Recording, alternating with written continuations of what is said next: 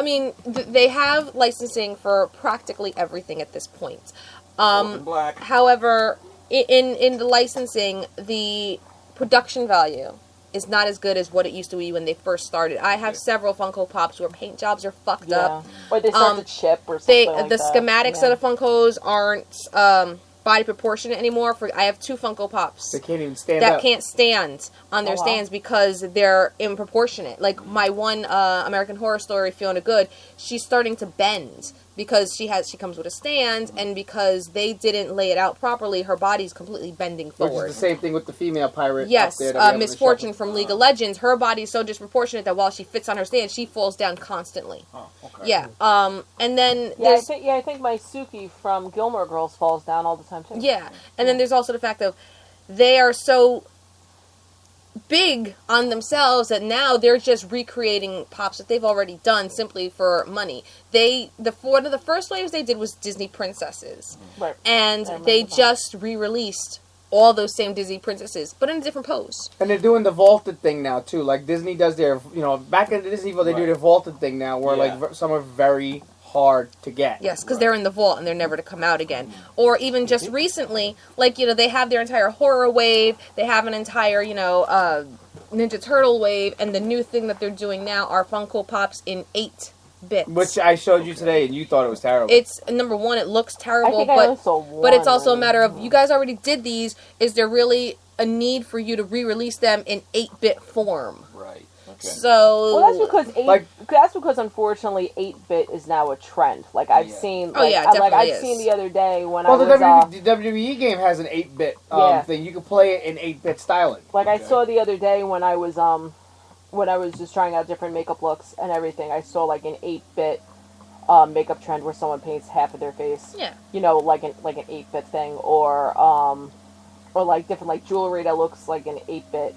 And so on and so forth. Yeah, but it's just ridiculous. They're getting way too big. They're just getting too big for their britches now. Yeah. I mean, people that don't even collect Funkos probably have a Funko because it has their favorite character. Right. Mm-hmm. Yeah. Like the only Funko series I was really serious about was the Orphan Black ones. And even there was a San Francisco Comic-Con, San Diego Comic-Con exclusive. It wound up I could buy it on eBay, I think, for a reasonable price. So, like, why the hell am I going to fight through crowds go through the whole headache and everything? Exactly. Or I'll walk into, Hot Topic or Spencer, find something that I like, and it's like, okay, what the hell? I'll buy the Mummy Girl from the Mummy reboot. I'll buy Ronda Rousey just on a whim. Yeah. And that's fine for me. And that's another thing. Like, I can understand. New York Comic Con exclusives because they do the same thing at San Diego Comic Con too. But unfortunately, and I think Zack Ryder even tweeted about this. Unfortunately, the people that allegedly won their lottery, whatever, they bought whichever. Zack Ryder apparently signed a 1, and he signed like maybe 1 or 2 Funkos or whatever, and then he immediately saw that it was on eBay for like $90. Yeah.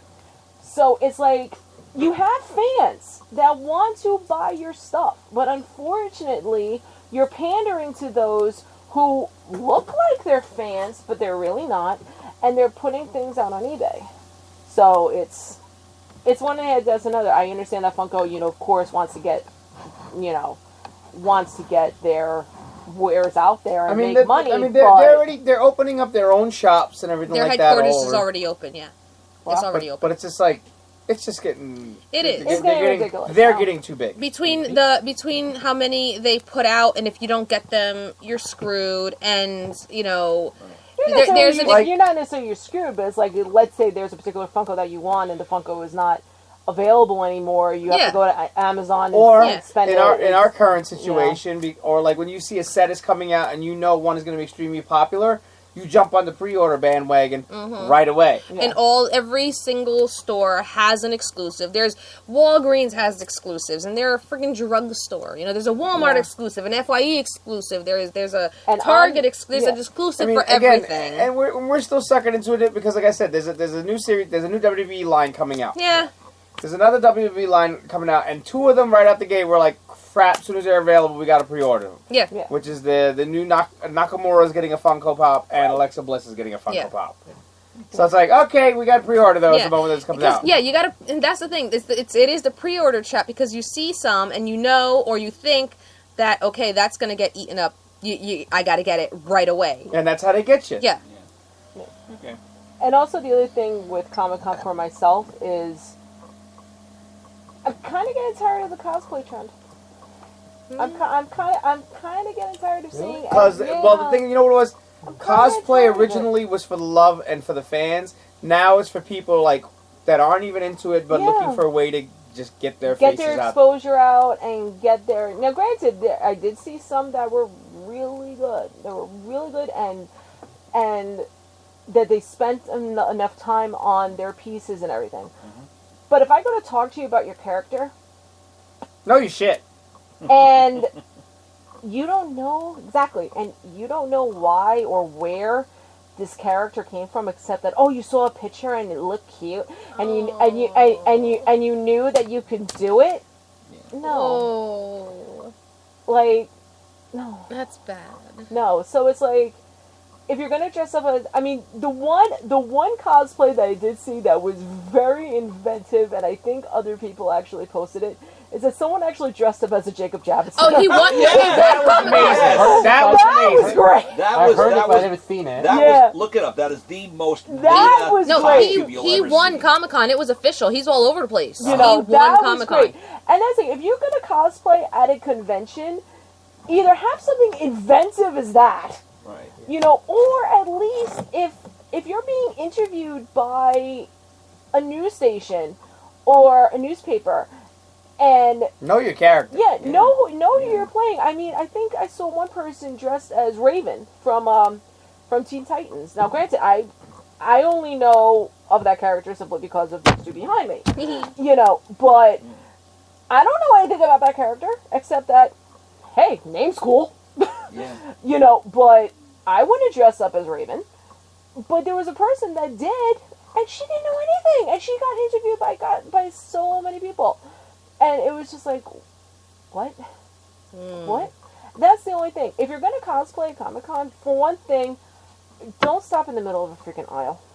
That's going to happen no matter what. And I know that's going to happen no matter what. But so that's another thing for New York Comic-Con. If you're going, there should be a set place. Like, okay, cosplayers, go here. You know, if you want your photo taken by whoever, go here. Don't stop, don't stop the flow of traffic. I must have gotten bumped and pushed and whatever, so, but that's nature of con. You know, but that's really the only things that I had to complain that were, like, you know what, maybe my days of going to conventions. I started going to the conventions back in 2003. I've gone to DragonCon 4 times, DragonCon 4 times, Chiller Theater at least 12. New York Comic Con 10. I'm trying to think of other big conventions I've been to. Fangoria Weekend of Horrors 4 times. You know, so maybe my run of conventions is going away. BookCon, well, that's only 3 times because there. No. But here's a fun fact. It's our age. Yeah. I'm getting to the point where it's like, if you're going to inconvenience me and I can't spend my money. Get off the lawn! It's our age. Yeah, I think... There's a cloud and I'm shouting at it. Yeah, I think that's simply what it was when I said, like, you know what, maybe I might not go next year, or maybe I'll slow down my convention. It's also getting to the point where it's like, I look at the guests, and I become like Sheldon and Howard in the comic book store. Got it. Yeah. You know, that's simply what it is. See, my problem is when I start looking at the guests, I go to Miss Foxy and I go, who the fuck is this? Yeah. Yeah, I did that a lot too. Yeah. I'm like, who is this? And another thing about the guests, your freaking prices for autographs fucking suck. I am not going to spend $295 to get Mark Hamill. Well, that's one. Mark It's Mark Hamill. It's Mark but Hamill. Still, $295. It was kind of like last year when Stallone showed up. I mean, it was like, but if Stan Lee can spend or can be $100 Yeah. I think there should be a cap. I agree. There should be a cap. Should be a cap. I've only spent money for photo ops for 2 people. One of them was Sarah Underwood. Yeah, I remember that. And that was, it was like $30 to get a photo with her with your camera. And that was worth it. And then more recently, it was earlier this year at the New Jersey Horror Con. I spent, I think it was like $45 for a photo op with Tiffany Shepis, who I have been in love with for a decade. Yes, that's worth it. And she's a cool person. And when I walked in there, rather than do just kind of like, the casual, awkward arm around, I said, hey, I've got an idea. Let's look at something on my phone and pretend to be so horrified by it that we're screaming. And she said, that's a great idea. Let's do it. And the photos came out wonderful. So that was absolutely worthwhile. Nice. Yeah.